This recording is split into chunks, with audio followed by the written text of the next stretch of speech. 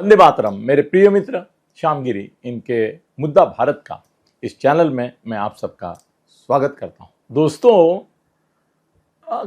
क्या होता है ना कि एक उच्च श्रेष्ठतम ऐसे जो स्तर पर नेता है उनका आपस में कम्युनिकेशन अच्छा रहता है। उनको ये अंदर से मालूम रहता है कि ये जो पब्लिक के बोल रहा है या पब्लिक के लिए बोल रहा है उससे शायद विपरीत एकदम दूसरे प्रकार की भूमिका आपस में है, हमारे में है, हमारे बीच में है। तो किसी एक नेता के किसी स्टेटमेंट पर जो शीर्षस्थ नेता है, अभी मैं नाम लेके बोलता हूं, भाजपा के गृह मंत्री और नेता अमित शाह अभी 2 दिन मुंबई में थे। तो उन्होंने एक स्टेटमेंट किया कि भारतीय जनता पार्टी अभी बैसाखियां, हम मराठी में उसको कुबड़ी बोलते हैं और इंग्लिश में उसको क्रचेस बोलते हैं, आपके ध्यान में आया? तो उन्होंने बोला कि अभी बीजेपी को किसी के इसकी क्रचेस की, कुबड़ी की या बैसाखियों की जरूरत नहीं है। हम आत्मनिर्भर हो चुके हैं, आत्मनिर्भर रहेंगे और हमारे खुद के बलबूते पर स्वबड़ावर मराठी में बोलते हैं, हम चुनाव लड़ेंगे, जीतेंगे। हमको किसी की अभी बैसाखियों की जरूरत नहीं है। उन्होंने ये जैसे बोला, सोशल मीडिया में हंगामा मच गया। खाली सोशल मीडिया में नहीं मचा, आम कार्यकर्ता जो है वो भी एकदम विचलित हो गए, बीजेपी के भी हो गए, क्योंकि उनको भी मालूम है कि महाराष्ट्र का एक बड़ा हिस्सा ऐसा है जहां पे उनको एकनाथ जी शिंदे के सपोर्ट की जरूरत है, मतलब कुबड़ी की, मतलब क्रचेस की, मतलब बैसाखी की जरूरत है। पश्चिम महाराष्ट्र में अभी अपने अजीत दादा की भी जरूरत है, बैसाखियां लगेगी। तो वो भी थोड़े हक्का बक्का हो गए कि भाई अमित शाह दिल्ली से आए हैं, वो दिल्ली के और नेशनल पॉलिटिक्स से आते हैं, उनको क्या मालूम कि यहाँ पे हमारा आत्मबल, स्वबल इतना नहीं है पावरफुल कि हम अपने बलबूते पर जीत आएंगे। नहीं आते। विधानसभा में, लोकसभा में तो हार ही चुके थे, मगर विधानसभा में भी ठीक है, ऐसा कोई क्लियर कट मेजॉरिटी तो बीजेपी को भी नहीं मिला था। तो अगर अजीत दादा और ये एकनाथ शिंदे नहीं आते तो सरकार बनती नहीं थी, शिंदे की भी नहीं बनती थी, बाद में अपने फडणवीस साहब की भी नहीं बनती थी और टिकती नहीं थी। तो क्या सचमुच अमित शाह जैसे बोले वैसा बैसाखियां फेंक देने का समय आ चुका है? बीजेपी का आम कार्यकर्ताओं को नहीं लगता है। मैं थाना की बात करता हूं, मैं थाना में रहता हूं। यहां पे अगर आज मैं बोलता हूं, थाना में अगर बीजेपी और एकनाथ शिंदे साथ नहीं रहे और नहीं रहने की बड़ी संभावना है, मुंबई में रहेंगे। और मुंबई में भी आपको मैं आज ही भविष्य बता के रखता हूं, किसी भी हालत में बीजेपी को इतनी सीट नहीं मिल रही है। मेरे मित्र दयानंद ने सर्वे करते रहते हैं, उनका लेटेस्ट सर्वे मुझे मालूम है, जो उन्होंने अभी पब्लिश नहीं किया है। बिना एकनाथ शिंदे और थोड़ा सा अजित पवार और थोड़े अपक्ष भी अगर नहीं आते ये बैसाखियां, तो मुंबई में भी भाजपा का महापौर नहीं बैठेगा। मुंबई में बैसाखियां जरूरी है। थाना में एकनाथ शिंदे जी के लोग मेजॉरिटी तक पहुंचेंगे, और उनको भी थोड़ा सा अगर बीजेपी का सहारा मिलेगा तो आराम से महापौर बैठेगा। उप महापौर बीजेपी का कर सकते हैं, स्टैंडिंग कमेटी भी छोड़ेंगे नहीं, वो बात अलग है। मगर ऐसा बहुत जगह है।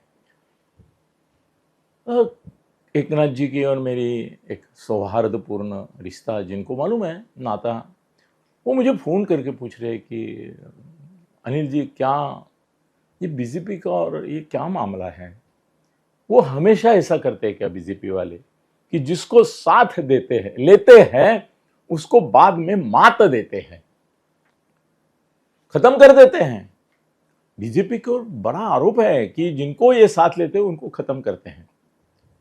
शिवसेना को इन्होंने साथ लिया, खत्म किया। राष्ट्रवादी से अंदर से चक्कर चला रहे थे, राष्ट्रवादी को खत्म किया।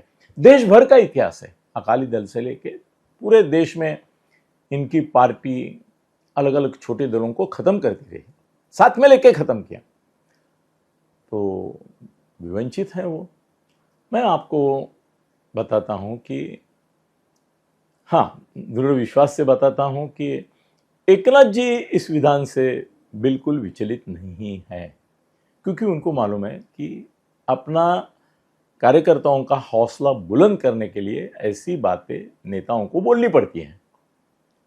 और कार्यकर्ता भी उस समय उनको मन में आता है, हाँ हम आत्मबल पर है, स्वबल पर है, तो हमारी सत्ता भी होगी, ये होगा वो होगा। एक ख्वाब दिखाना जरूरी होता है।